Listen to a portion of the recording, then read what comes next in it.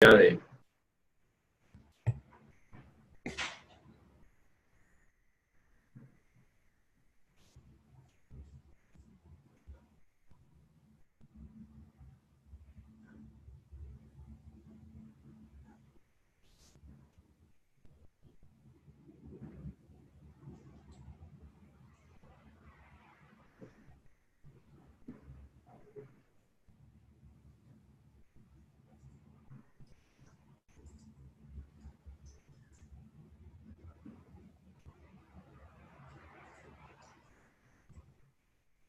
Muy bien, bienvenidos desde Honduras también, claro. Es la hora indicada, vamos a dar inicio. Bienvenidos a todos. Este es un evento del Foro Iberoamericano de Contabilidad. Les saluda Mario Echeverría. Yo vivo en El Salvador. Nos da mucho gusto de que hayan hecho tiempo para que esta tarde, pues mediodía, noche ya para los de Portugal y España, podamos disfrutar de este tema. La planificación fiscal en las empresas, unas recomendaciones prácticas que nos dará la licenciada Dunia Zamora. Voy a leer unas líneas de su hoja de vida. La licenciada Dunia Zamora es costarricense, es contadora pública autorizada, tiene 16 años de experiencia, tanto privada como independiente, es auditora externa, ha sido auditora interna, gerente financiero, consultora con especialización en normas internacionales de información financiera, también ha sido asesora tributaria y de control de calidad, profesora universitaria por más de 12 años y ha sido presidenta del Comité Técnico Permanente del Colegio de Contadores Públicos de Costa Rica y miembro del Tribunal de Honor, actual fiscal del Colegio de Contadores Públicos de Costa Rica. Aunque ella ahora va a exponernos en función personal, es decir, en su carácter personal, pero su hoja de vida, pues, es su hoja de vida. Es que le agradecemos mucho a la licenciada Dunia Zamora, por su tiempo y por su participación esta tarde. Dejamos los micrófonos en sus manos y vamos a cargar la presentación. Adelante, licenciada. Muy buenas tardes y muy buenas noches a todos. Vamos a compartir la próxima hora de algunas recomendaciones prácticas cuando ejercemos la función de contadores, gerentes o asesores externos, en los cuales procuramos el mejor cumplimiento tributario al menor costo de nuestros clientes o nuestros empleadores, a fin de asegurar o evitar el tema de riesgos fiscales y ajustes por la administración tributaria. Entonces vamos a iniciar la presentación bajo esas premisas. Si gusta, don Mario, la compartimos.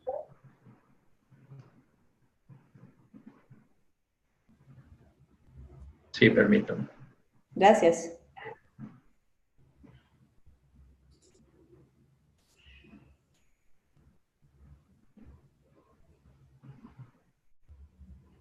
Bien, ahí tenemos. Ok. Creo que se desajustó. Sí. Permítanme que pasó algo por aquí. Ahora sí. Disculpen, ahí va. No pasa nada. Listo. Listo. La evaluación fiscal es el punto de partida para hacer la planificación fiscal. Es decir, usted primero tiene que hacer una evaluación de las condiciones tributarias en las que usted asume un cliente, un servicio, procurando un diagnóstico de aquellos riesgos más importantes que usted ha podido determinar, aquellos niveles de cumplimiento tributario, hallazgos de importancia, y también identificar la parte positiva, qué beneficios fiscales pudieran estarse aprovechando por parte de la empresa. Esto nos va a permitir determinar o crear el plan fiscal que va a ser el punto de toda la gestión fiscal. Entonces podríamos decir que el tema de la planificación fiscal tiene dos componentes importantes. La evaluación, que produce un diagnóstico de oportunidades de mejora, de riesgos por atender, de beneficios que pudieran estarse aprovechando de índole fiscal y riesgos que requieren administración. Y luego el plan de la de la administración de los tributos, de la administración fiscal, que va a ser la parte que enmarque la gestión fiscal de todos los que participan en la empresa. Más allá de las obligaciones formales o materiales, lo que vamos a buscar es minimizar el costo tributario y también el máximo de retorno por la inversión que hace una empresa en desarrollar una planificación fiscal. La práctica en muchos de nuestros países es que este es un tema en que los dueños de negocio son reactivos. Generalmente buscan al profesional en materia fiscal cuando están en problemas, decimos en Costa Rica, ¿verdad? Cuando ya hay algo que hay que ir a arreglar. Y pues lo deseable es que esa situación fuera más preventiva. El tema está en que normalmente suelen pensar que esta parte de cumplimiento tributario recae en la contabilidad o en el área financiera y nada más equivocado. Entonces entendemos que en buena teoría la parte de planificación fiscal abarca toda la organización y diríamos incluso que desde la conceptualización de los servicios. Es usual que a veces se presenten o se materialicen temas de incumplimiento porque no se previó o no se determinaron de previo los tributos que estaban relacionados a esa prestación de servicios que se está desarrollando. Entonces es importante pensar que vamos a verlo desde un punto integral de la organización más allá del contador que pueda haber en la compañía o del gerente financiero que pueda haber. Vamos a determinar esas obligaciones al menos por 4 áreas importantes de la organización, aparte de la tesorería, la contabilidad y cuentas por pagar, refiriéndose a toda la gestión de proveedores, que va a recaer al final y se documenta en la contabilidad, la gestión de recursos humanos, más allá de la mera contratación, y la exportación o el sector comercial exterior. Esa parte es lo que vamos a evaluar, donde nos vamos a enfocar para la siguiente recomendaciones prácticas de cómo llevar a cabo la planificación fiscal de la empresa al menor costo dentro del marco regulatorio y asegurando el cumplimiento.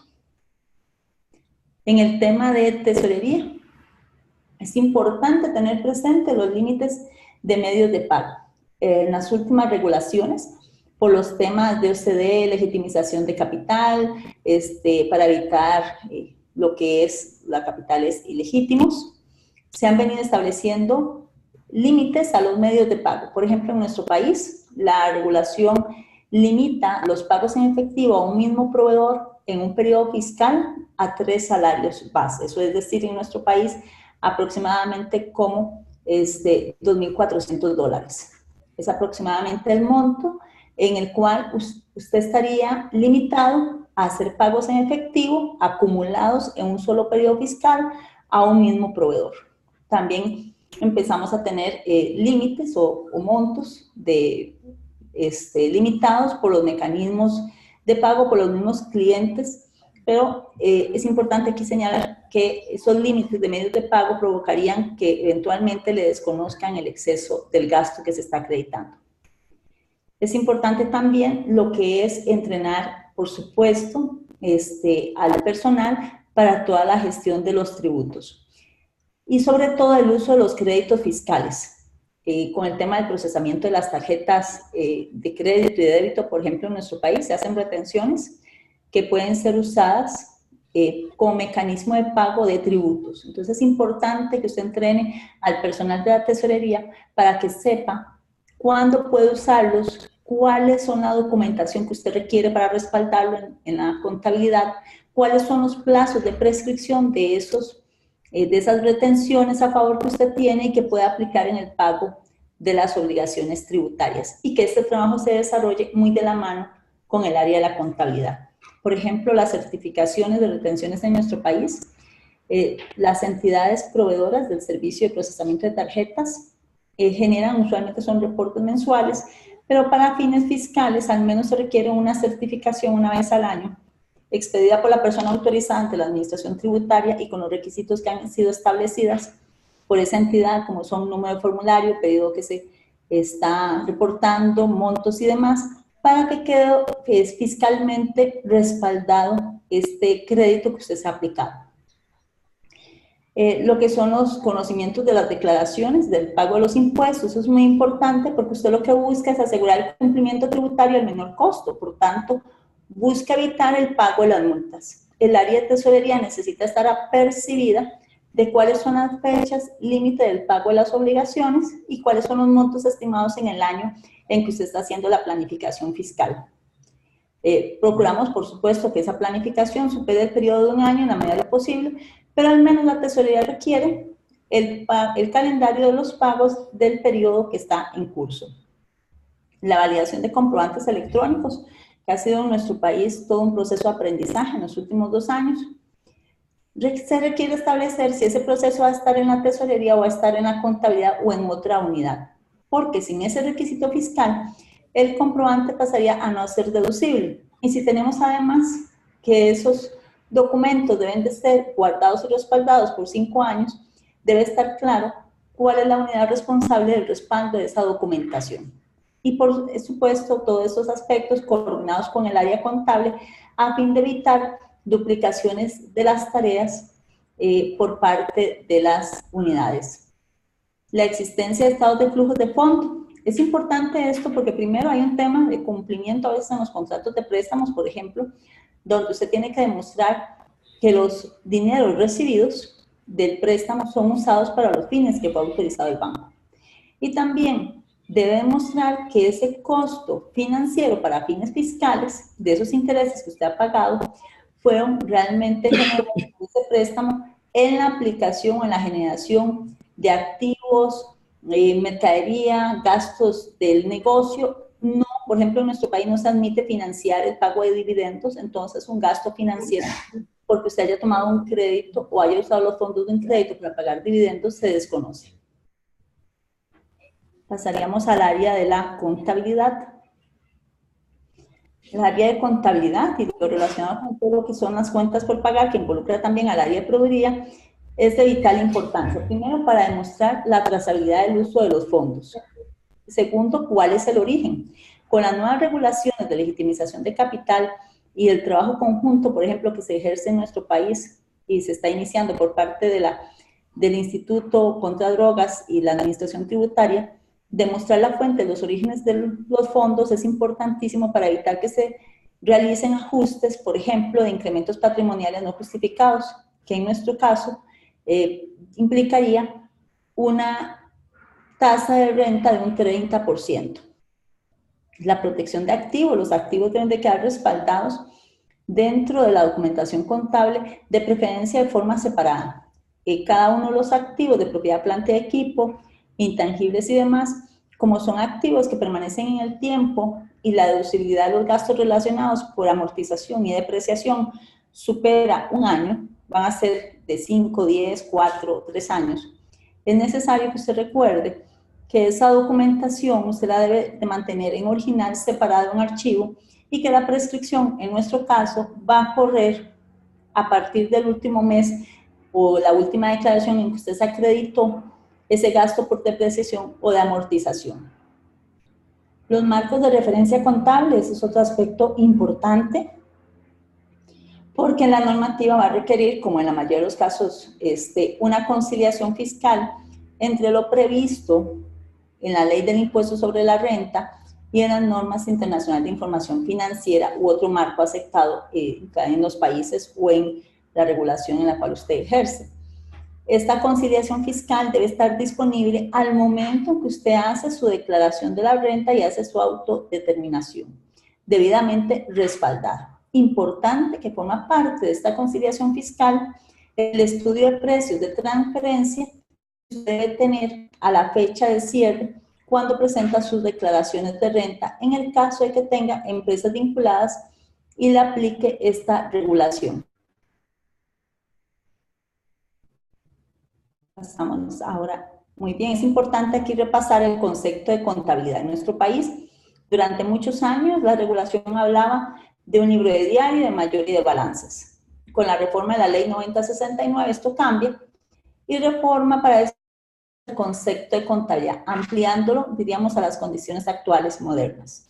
Usted lo que debe procurar es que su medio de registro permite trazar las actividades diarias, acumularlas por cuenta mayor y se reflejan íntegramente en la presentación de los balances. Dice nuestra reforma, y es interesante la redacción que se le dio, que sin perjuicio de los registros que la normativa fiscal exija a toda persona física o jurídica, los comerciantes están obligados a llevar sus registros contables y financieros en medios que permitan conocer, y vea que dice registros contables y financieros. Está diciendo más allá de la contabilidad, lo que conoceríamos como nuestros libros, nuestros registros. Y habla tanto de personas físicas o jurídicas. Y en nuestro país define el Código de Comercio que comerciante es cualquiera que haga aunque sea un acto de comercio, incluso si es menor de edad. Entonces, vean que está siendo muy amplio en su definición, y cuando dice medios no precisa si papel, tecnológicos, en piedra. El asunto es que usted tenga los registros de forma fácil, clara y precisa. Sigue diciendo, de modo que cualquier persona con mínima formación en la materia puede comprenderlos. De sus operaciones comerciales, es decir, de todo acto de compra-venta, administración de recursos, obligaciones a las cuales usted se compromete, préstamos y demás, y su situación económica. Al decir situación económica, abarca todo lo que son sus recursos de trabajo, propiedades y demás, y sin que estos deban ser legalizados por entidad alguna. Al hacer este código referencia a libros contables, aclara y adiciona, se entenderá igualmente la utilización de sistemas informáticos de llevanza de la contabilidad. Y esa aclaración la hizo por si alguien iba a entender que se refería a lo electrónico. Entonces lo que está diciendo es cualquier medio, mientras os permita recrear cuáles son las transacciones que se han acumulado en el periodo y existan con su soporte respectivo, se considera la contabilidad, y eso va a incluir las herramientas tecnológicas que usted emplee para tales efectos. Eso implicaría, por ejemplo, también para nosotros todo lo que son los sistemas de facturación, los registros electrónicos de ventas y demás. También es importante entonces, por los temas que hemos conversado de precios de transferencia, que recordemos que así, como también lo piden las normas internacionales de información financiera, esas cuentas que están relacionadas con actividades, con entidades vinculadas, deben de estar trazadas, identificadas, de manera que usted pueda fácilmente obtener la información para tomar decisiones y evidenciar el cumplimiento o no de aspectos tributarios. En nuestro país, si a usted se le pierde información de índole de la contable, de las facturas y demás, tiene un periodo de 3 días después de ocurrido el evento para comunicarlo por escrito a la administración tributaria. Y eso es importante porque estamos sujetos siempre a ese tipo de eventualidades. Y también, entonces, muy importante que usted, cuando administre y planifique fiscalmente, recuerde que la documentación es un aspecto relevante, que debe quedar claro cómo hacer en medios electrónicos, en la nube, en un servidor, en un data center. ¿Cómo es que usted va a administrar el respaldo de la información que permita demostrar posteriormente el cumplimiento tributario? El límite en el reconocimiento deducible de gastos financieros que hemos venido viendo cómo en América Latina se han venido limitando. En nuestro país estamos pasando por un periodo de reforma fiscal y vamos a pasar de un porcentaje de hasta un 30% a un 20% con relación a los gastos que son deducibles por préstamos y demás. Estamos en un proceso en el cual se vienen también limitando los tipos de créditos que se puedan hacer al respecto. Entonces es importante que usted lo tenga claro de acuerdo a la legislación de cada uno de sus países, qué límites en monto, periodo, forma o frecuencia afectan las operaciones de las entidades. La trazabilidad de las retenciones, eso es muy importante. Existe a veces una mala práctica, por ejemplo, con el impuesto de valor agregado de ventas, por ejemplo, en nuestro país, que ahí es impuesto de ventas hoy y estamos en transición al impuesto de valor agregado, que suelen usar en una cuenta contable los débitos y los créditos por los impuestos. Usted debería tener pagado en el activo por el cual cuando hace declaraciones en cada cuentas. Tenemos que demostrar esos créditos que usted se acredita no están prescritos, y eso va a variar de acuerdo al tipo de impuesto de que estemos hablando, y usted es el obligado a aportar la prueba. Importante también determinar, calendarizar los deberes de información que usted debe entregar información que usted debe facilitar a la administración tributaria sobre la composición de los accionistas, los niveles de operación o cualquier otra que le ha sido requerido, o los niveles de retención que usted ha hecho, a quién la ha retenido, cuánto la ha retenido y por qué periodo. Y esos deberes de información pues debe estar claro dentro de la organización, quién provee la información, a quién la va a validar, quién la va a autorizar, quién la va a presentar y en qué fecha, aun cuando no le requieran erogación de recursos. El no presentarlo implicaría multas. El Código de Actividad Económica, eso es muy importante porque esa es, de acuerdo a la actividad económica, que el fisco va a esperar un porcentaje de rendimiento, un porcentaje de renta sobre los ingresos, y el no estar dentro de los rangos que el fisco espera es un factor de selección. Igualmente, en caso de que usted le desconozcan su contabilidad por defectos en ella, pasaría a lo que se llama una base presunta o una renta presunta, según el escenario que establezca la administración tributaria. Y si le determinan una renta presunta o una base presunta, van a estimar el porcentaje de renta considerando esa estadística que ellos han desarrollado por cada una de las actividades económicas. Importante también el tema de las cuentas por pagar, el tema de los pagos a proveedores que tienen un domicilio fiscal que a veces no es el mismo del país donde está nuestro cliente. ¿Esto por qué? Por el tema de si son domiciliados o no para efectos del impuesto sobre la renta y qué tipo de retención del impuesto sobre la renta, por qué concepto y qué porcentaje debería de aplicarse. Como esto, muchas veces cuando contratamos a los proveedores puede que no tengamos claros, necesitamos que ellos lo documenten a través de una declaración u otro elemento y usted debe tener el cuidado de verificar que así corresponda, porque usted pasa, por ejemplo, en nuestra regulación, a ser solidario con los impuestos que hubieran dejado de ser retenidos.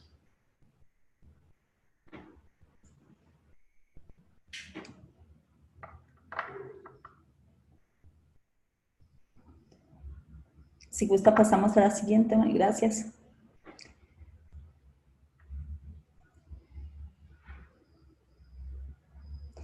Importante también todo lo que es el trazarlas a través de la contabilidad, comentábamos. Gracias.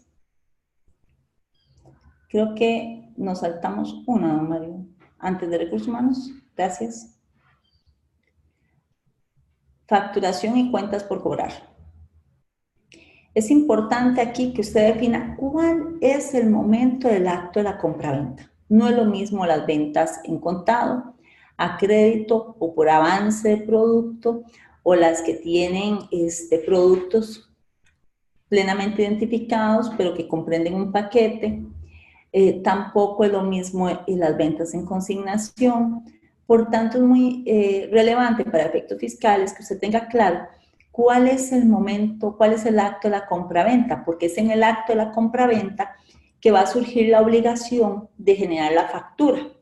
Y eso va a generar también entonces que sea considerado, dependiendo de las condiciones y el tipo de venta, o no sea considerado dentro de su declaración tributaria. Aquí pongo un ejemplo, el tema de turismo. Cuando usted es una entidad que da servicios de turismo, tiene que quedar claro cuáles ingresos son efectivamente por servicios ya prestados y cuáles constituyen un adelanto reembolsable y cuando ese adelanto no es reembolsable porque de acuerdo a esas características formaría o no formaría parte de la declaración de renta del periodo en que usted ha recibido el ingreso. En nuestro país existe una regla muy usual en materia tributaria que dice en el momento en que usted reciba el efectivo o en el momento en que se devengue, lo que ocurra primero. Pero resulta que usted a veces recibe son adelantos de un producto que usted todavía no ha entregado y que es reembolsable plenamente al consumidor o al cliente final de ese producto, o reembolsable un 90 o un 80%. Entonces, en ese momento usted no podría haber dicho que tenía un acto de compra-venta y probablemente tampoco tendría que haber dado o emitido una factura. Eso depende de las condiciones contractuales en que se ha configurado la venta o el negocio. Por cada operación es importante entonces que tengamos claro cuál es la documentación soporte que se requiere, como para los casos o los ejemplos ya brindados, a fin de que en una eventual revisión fiscal usted pueda demostrar cuándo es que se dio el acto de la compraventa, cuándo realmente existía, y por tanto es en ese momento que correspondía ser incluido en su declaración de renta y de ventas o valor agregado. La factura electrónica, eso es muy importante, porque usted tiene que saber que si usted es un servicio que requiere factura electrónica, no utilizarlo, él le podría o le acarrearía el desconocimiento de la contabilidad. Y eso significaría no solamente multas, no solamente también multas por no haber emitido mediante factura electrónica, sino que además usted va a quedar sujeto a las presunciones que haga la administración tributaria y con los elementos que ella lo logre soportar para que le hagan la determinación de la renta según los criterios de la administración tributaria. Cuando usted da facturas a crédito, es importante tener presente que, por ejemplo, en nuestro país es su deber asegurarse que esa persona tiene capacidad de pago. Debe estar claro que quien le contrata y quien firma con usted ese crédito es una persona autorizada por el representante legal o el representante legal, que asimismo la persona que le recibe la mercadería va a ser una persona que está autorizada por la empresa, por su representante legal, para que todos estos elementos puedan constituirse como los requisitos necesarios para hacer exigible el pago en caso de algún retraso o incumplimiento. En los temas de estimaciones de incobrables, es importante que usted tenga claro en la normativa en que usted ejerce cuáles son los requisitos para considerar un gasto por estimación de incobrables como deducible. Normalmente, este tipo de gastos solo pueden acreditarse cuando un juez lo ha declarado como un caso de incobrable.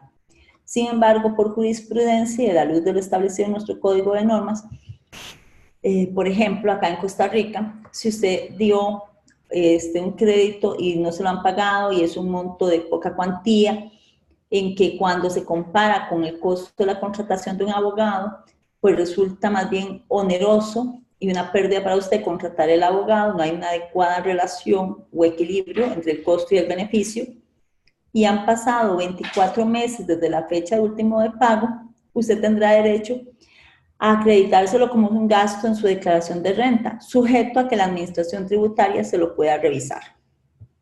Nuevamente, es importante que usted siempre determine si tiene actividades con empresas o personas vinculadas a la luz de su normativa de precios de transferencia para verificar que esos son precios de mercado y tomar las medidas preventivas a fin de evitar ajustes, eventuales ajustes en su declaración de renta.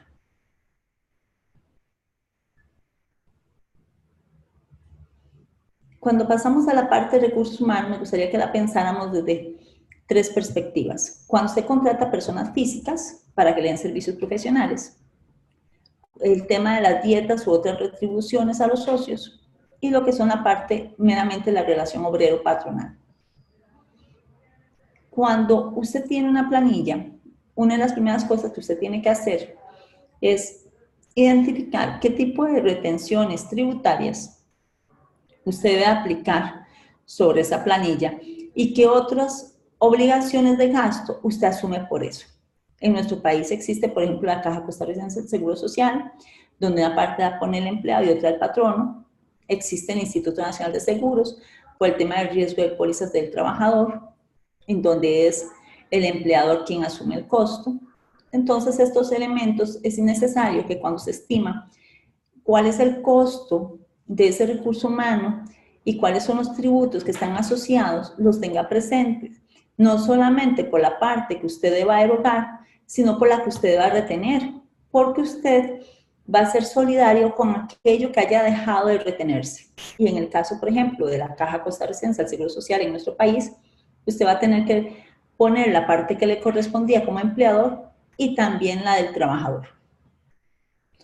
La normativa prevé en nuestro país que a efectos de retenciones sobre los salarios se puedan aplicar créditos directamente por parte del agente retenedor. Esos créditos por esposa o hijos deben de quedar documentados en el expediente. Y también el trabajador va a tener derecho, por si realizar otras actividades fuera de su relación obrero-patronal, va a tener derecho a que al menos una vez al año usted le provea de una certificación sobre los impuestos que usted le ha retenido por concepto de impuestos sobre la renta, indicando en qué mes le retuvo, cuál es la base de retención, el monto retenido y el número de formulario con que usted ha hecho el pago a la administración tributaria.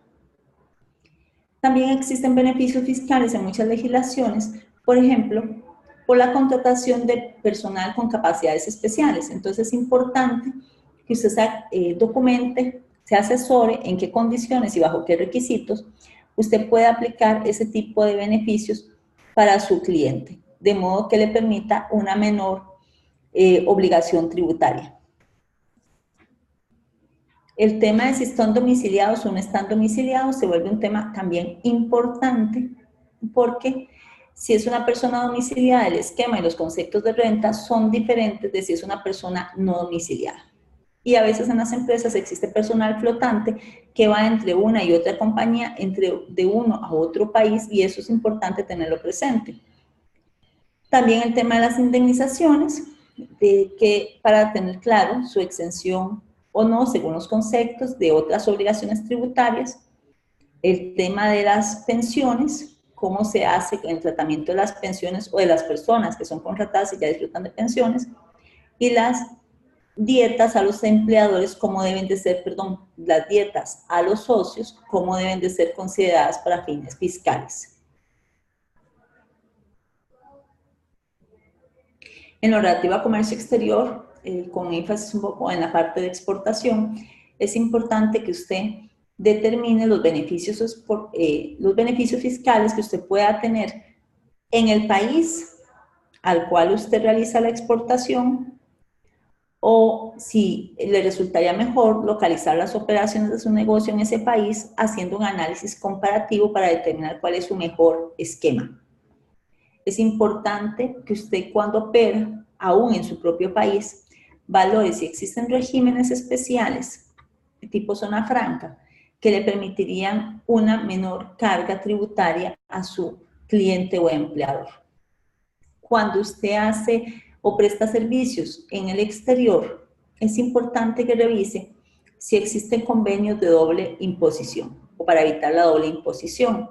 Esto es importante porque entonces usted debe prever cuáles documentaciones, qué plazos y qué condiciones o requisitos debe considerar para evitar que le tasen 2 veces la prestación de un servicio por impuesto, por ejemplo, sobre la renta en 2 países diferentes. Lo importante o lo deseable es que usted haga esto previo a dar el servicio, para que a la hora en que usted hace la negociación se asegure de tener claro si hay un mecanismo que le permita una menor carga o si esta carga tributaria debe ser considerada al establecer el precio en el cual usted va a dar la prestación de los servicios. Y eso nos lleva a un punto importante, sobre todo con los temas de impuesto de valor agregado, que es la exportación de servicios. ¿Desde dónde y cómo van a estar tasadas con el impuesto de valor agregado? Y es que, dada la globalización y el uso de la tecnología, se prestan servicios de país a país sin necesidad de una relocalización de las operaciones, pero existen condiciones u obligaciones que deben de ser asumidas, ya sea por quien da el servicio desde Costa Rica, por ejemplo, o de quien lo pueda recibir en El Salvador.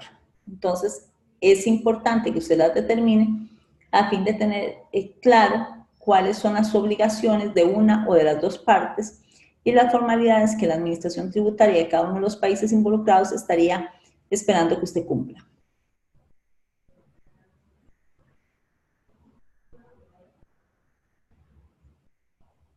El tema de precios de transferencia es un tema muy importante, sobre todo con todos los esfuerzos que han venido realizando las administraciones tributarias y la OCDE en darle un aspecto más transparente a lo que son las transacciones entre partes relacionadas y de país a país, y también buscando minimizar lo que se han llamado paraísos fiscales. Los precios de transferencia, su regulación es muy variada, entonces es importante que usted tenga claro cuáles son las normas tributarias que le van a aplicar, cuáles son las condiciones en las cuales su administración tributaria considere que usted está en precios de transferencia. Aquí lo importante es siempre que usted recuerde que para que le puedan aplicar un eventual ajuste, usted debe cumplir una serie de condiciones o requisitos. Pero lo más relevante, primero tienen que demostrarle que efectivamente existe vinculación.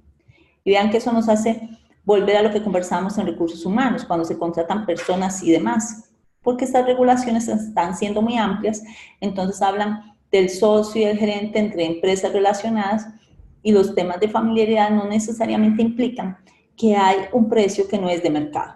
Entonces, primero, verifique si eventualmente usted califica en algunos de los elementos de vinculación. El segundo aspecto es el tema relativo a la documentación fiscal requerida para declaraciones y estudios de precios de transferencia.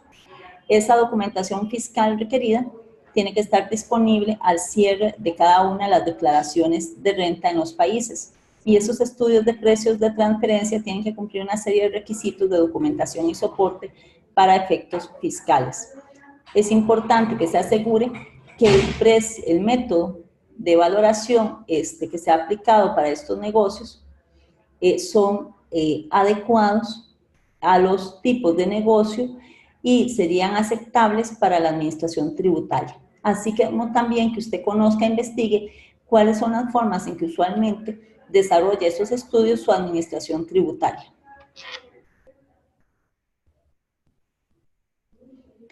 Producto, dijimos, de la etapa de la evaluación fiscal, surge un diagnóstico y con base a este se va a trazar lo que es el plan fiscal, que va a ser la gestión, el marco de gestión que va a usar la empresa.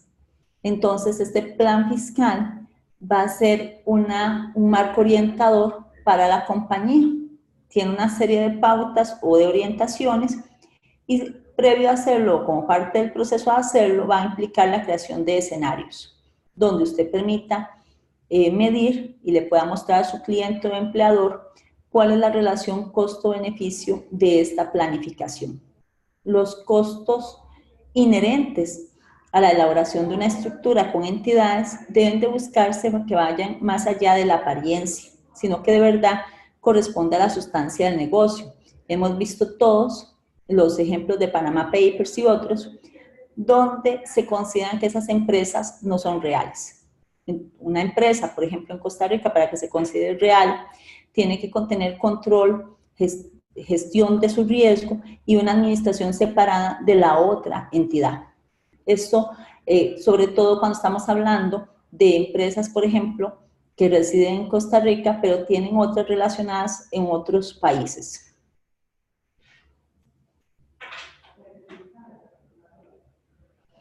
Esa evaluación fiscal debe buscar identificar las principales contingencias que tiene a partir de su línea de base, los riesgos que no están siendo atendidos y aquellos hallazgos que sean de importancia para evitar que se afecte negativamente la gestión tributaria de la empresa. Es importante entonces que producto de esta evaluación usted va a gestionar los riesgos, las debilidades o los hallazgos, mitigando, eliminando, trasladando riesgos o responsabilidades o tareas previo o como parte del proceso de la planificación fiscal.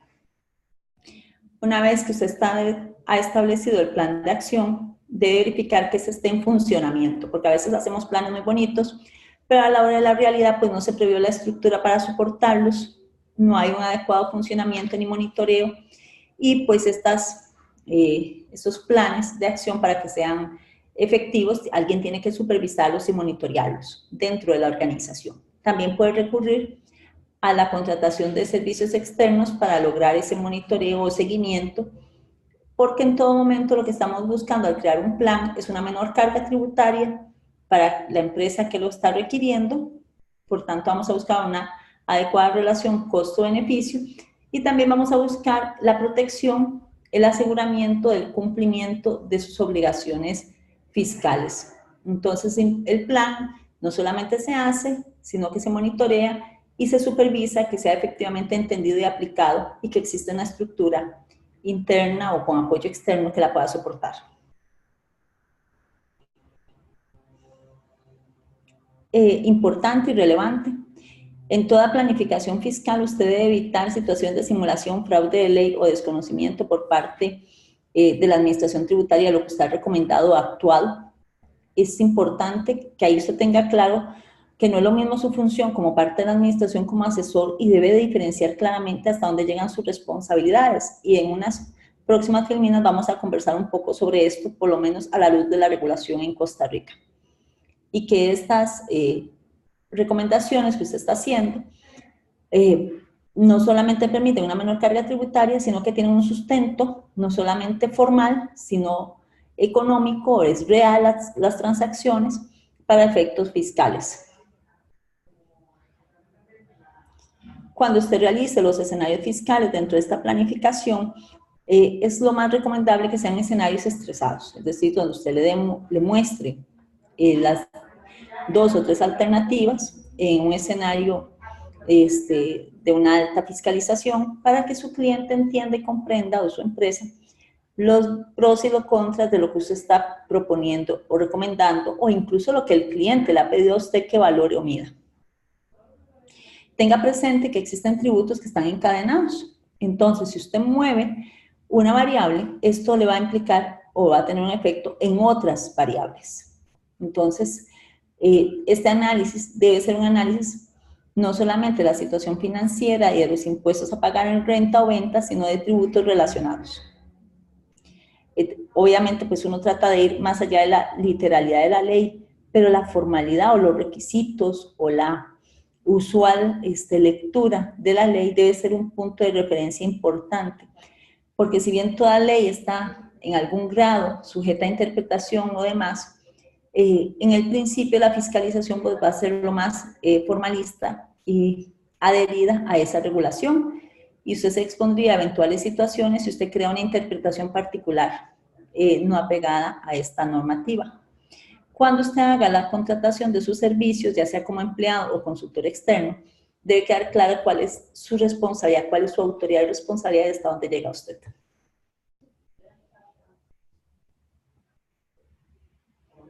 Vamos a comentar un poco de la responsabilidad del contador público autorizado y de los asesores fiscales en Costa Rica, contadores y demás, que participan en la determinación de las, digamos, que suelen participar en la planificación fiscal de las empresas.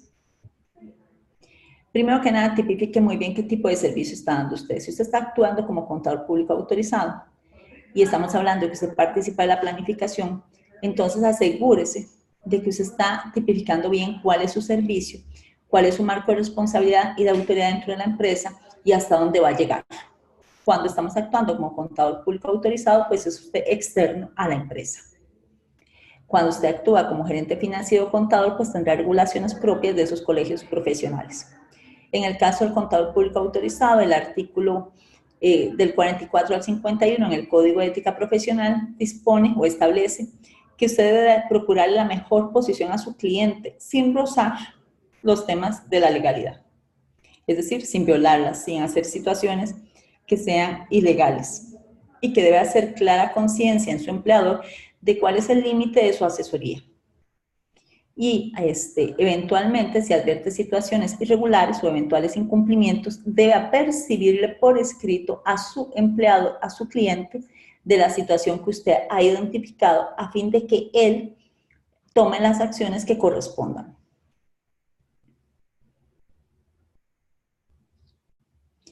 El CPA en nuestro país no puede inducir a resolver, por ejemplo, al cliente asuntos en función de comisiones, o sea, lo que son honorarios contingentes. Debe evitar actuar o hacer declaraciones que sean falsas, engañosas, omisas o poco claras o precisas al cliente, que lo lleven a él a caer en error o que él pueda aducir que usted lo indujo a error.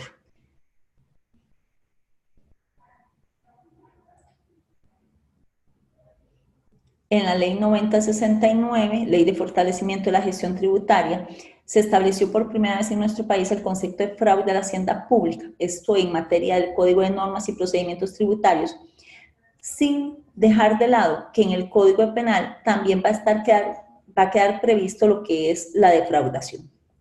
Este artículo respondió a los planteamientos de la Administración Tributaria de nuestro país, que requería o solicitaba un espacio, un escenario legal en el cual él tuviera un mayor impacto y control. Entonces, a través del Código de Normas y Procedimientos Tributarios se estableció que comete fraude a la hacienda pública el que por acción o omisión, o sea, que deja hacer, se hace el tontillo, deja pasar, defrauda a la hacienda pública con el propósito de obtener parecido para un tercero. O sea, no es necesario que usted reciba un beneficio directo.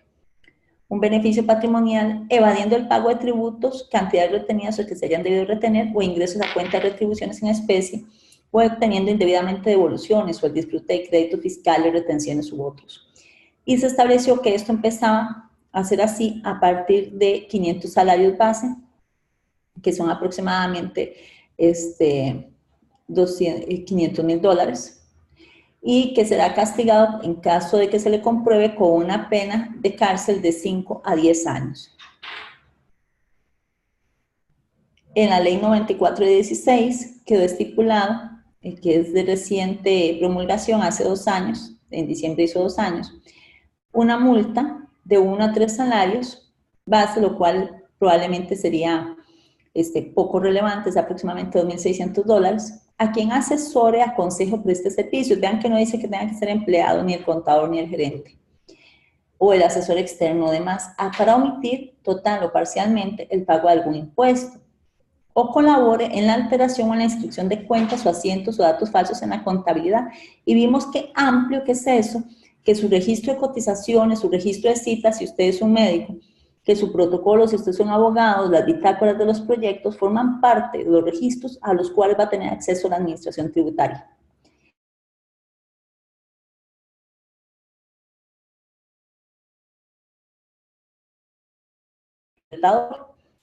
Sin embargo, establecieron 2 condiciones de especial atención, que es el que si nos devolvemos a la filmina anterior, un momentito, por favor, que esta va a tener la prescripción a partir de la firmeza del acto sancionatorio. ¿Qué quiere decir esto? Usted presta un servicio en el año 1, en el año 3 llegó la administración tributaria, empieza un proceso de fiscalización, sanciona a su cliente o empleador en el año 4, y en ese momento usualmente uno hubiera dicho, ya prescribió mi responsabilidad profesional porque es de 4 años. Pero ahora la administración tributaria va a valorar si le va a perseguir a usted en materia penal por su participación en aquel hecho. Y va a tener 4 años contados a partir de la firmeza con que sancionó al contribuyente. Y eso pues abre un espectro importante de responsabilidad. Y la responsabilidad las tipificó de índole penal.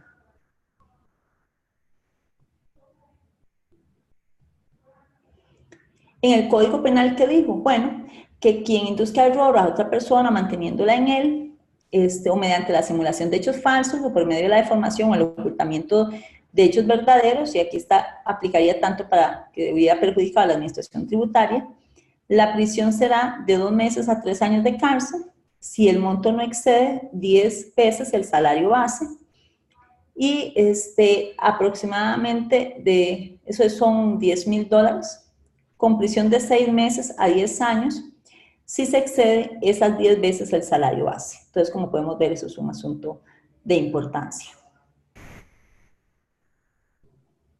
Y estas penas se elevan si hay temas de ahorro público en 1/3 de la pena.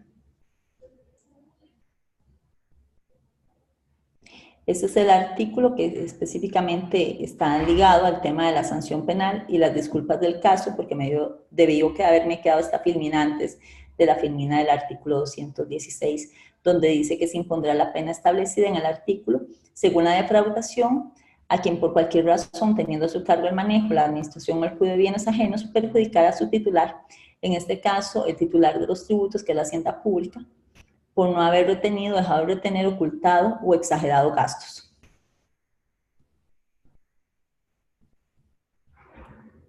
Hasta aquí mi presentación y con gusto podemos conversar de algún aspecto en particular. Muchas gracias, estimada licenciada Dunia Zamora, por su excelente participación, muy claro, concreto, recomendaciones prácticas, como debe ser. Ahora invitamos a los amigos que si tienen preguntas, que las escriban en el chat, por favor, para que la licenciada le dé tratamiento a las mismas. en el chat, si son tan amables. El chat, para quienes no lo tienen desplegado, bajen su puntero del mouse en la parte inferior de su pantalla. Ahí se despliegan unos comandos cuando pasan el puntero del mouse. Y uno de ellos, a la derecha, abajo, es la opción de chat. Ahí pueden chatear como cualquier herramienta de chat. Y formular su pregunta por escrito, por favor. Recuerdo que había alguien de Uruguay que dijo que se iban a tratar el problema técnico. Aprovechemos para que lo Don, coloques. don Ciro, Adelante.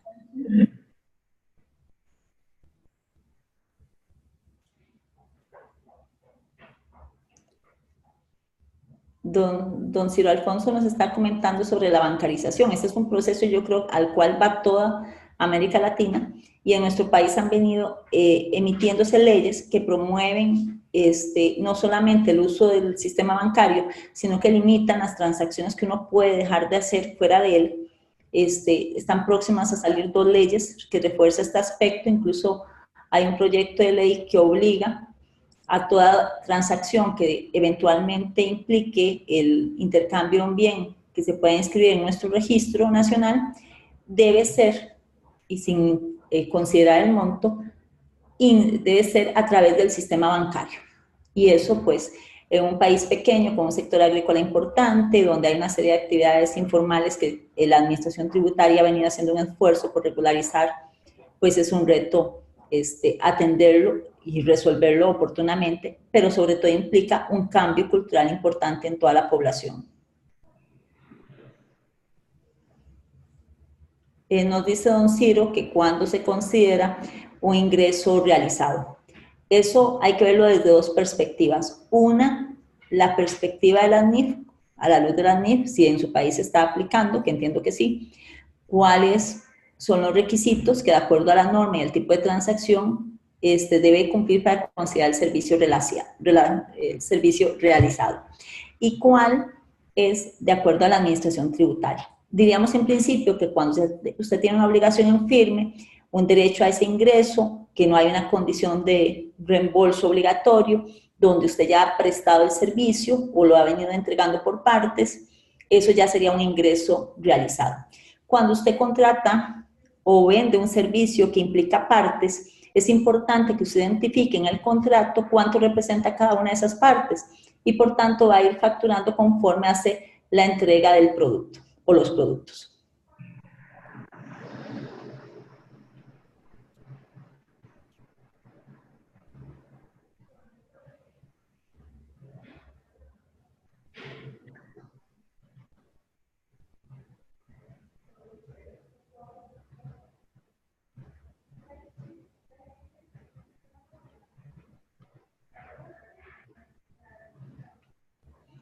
En Fenamorado, si usted está comentándonos sobre los libros contables, y eso es en Costa Rica, sí se reformó el Código de Comercio y sí se reformó el Código Tributario. Esto fue a través de la Ley 9069. Y los únicos libros que pasarían a ser obligatoriamente legalizados es el de la Asamblea, la Junta Directiva y el Registro de Accionistas.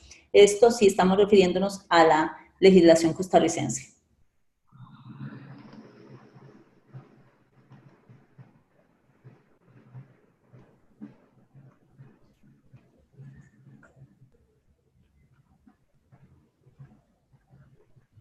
Vamos, anímense, escriban su pregunta o comentario en este caso.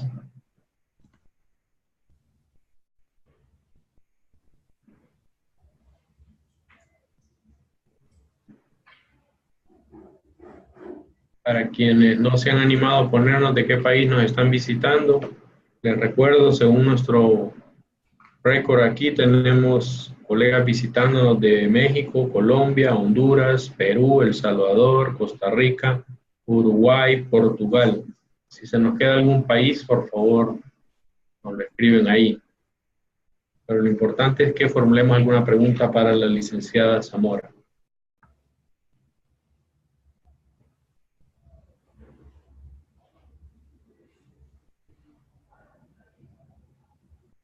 Parece que alguien está escribiendo ahí.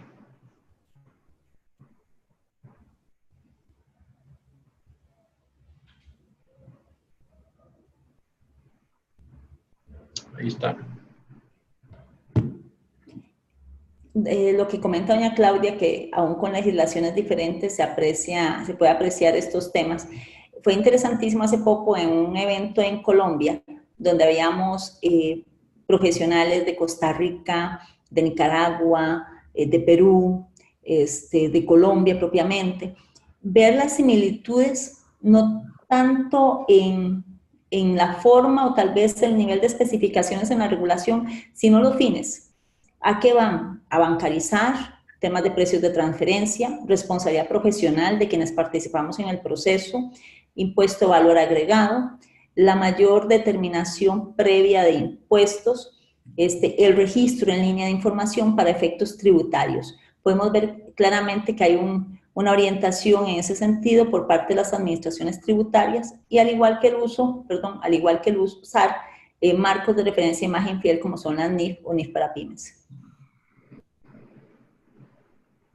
Decía el usuario de nombre Pineda, el tema del calendario. Sí, precisamente por eso hicimos énfasis en que es importantísimo que usted calendarice todo lo que son sus obligaciones formales de información o de presentación de otros requisitos, así como propiamente las materiales, que son los pagos, para evitar incumplimientos, multas, sanciones y empezar a generar indicadores de fiscalización o variables de fiscalización para la administración tributaria, como sucede en nuestro país.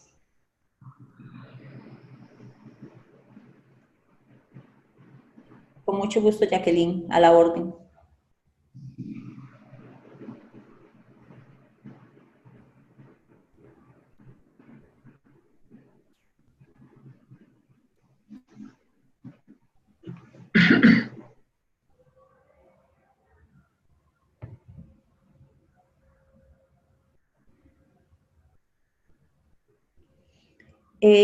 A don Ciro, viera qué curioso que usted mencione las cuentas de orden, no sé si es de Costa Rica porque no lo preciso en este momento, porque las cuentas de orden, si bien no están previstas desde la normativa de NIF, lo que pide la NIF es que usted tenga la conciliación fiscal, la documentación y los registros, pero por ejemplo en Costa Rica hay un requisito formal que cuando usted va a acreditar un crédito a favor por temas de pérdidas fiscales en materia de agricultura y en materia de industria, es un requisito que usted tenga las cuentas de orden.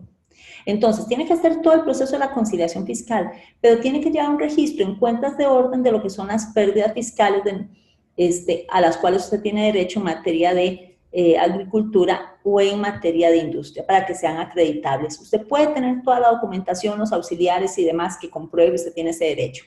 Pero si cuando la administración tributaria le visita, usted no ha cumplido ese requisito, pierde el derecho y por tanto le pueden ajustar la declaración. María, no hay una guía propiamente, yo te puedo compartir ahí la presentación, don Mario nos la puede hacer llegar para que te pueda servir, pero yo en lo personal no conozco una guía al respecto y es que generalmente termina siendo un servicio hecho a la medida en función de lo que desea invertir el contribuyente. Con gusto, si usted autoriza, les pasamos el enlace para la presentación en PDF. Sí, claro, con muchísimo gusto, a la orden. En el tema, lo que nos pregunta el compañero Freddy, gracias, enamorado de Honduras, en que nos habla de la responsabilidad, pues vimos ahí el tema desde el punto de vista penal, tributario y profesional. Por ejemplo, en nuestro país, dependiendo de lo que sea de la esfera y cómo se presenta el proceso, usted puede ser denunciado en el Colegio de Contadores Públicos o en el de, incluso en otros colegios, pero me voy a referir en ese caso particular, y puede ser procesado y por tanto podría ser eventualmente sancionado con una sanción que dependiendo de si es la primera o la segunda vez le puede acarrear una suspensión profesional de hasta 3 o 5 años.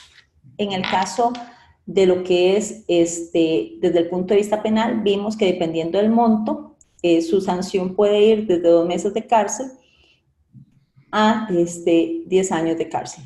Y en el caso de si lo procesan bajo el Código de Normas y Procedimientos Tributarios, la sanción podría andar de los 5 a los 10 años de cárcel.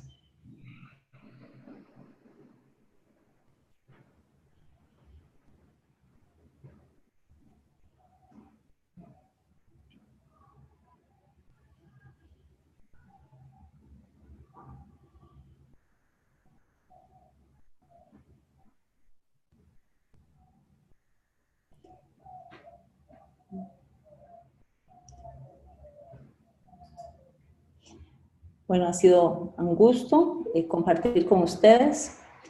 Si no hay otras dudas o inquietudes, les agradezco mucho su tiempo y su interés en el tema.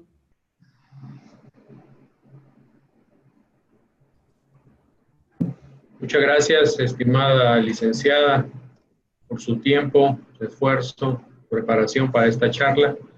Como en otras oportunidades que nos ha colaborado, excelente charla. Y muchas gracias también a ustedes por participar y tener presente los eventos del Foro Iberoamericano de Contabilidad y que están invitados a los próximos que se realizarán muy pronto. Ya la otra semana tenemos un tema relacionado a este. Muchas gracias, estimada licenciada Dunia Zamora en Costa Rica, y a todos los que estuvieron presentes. Saludos y hasta la próxima. Gracias, saludos, muy amables.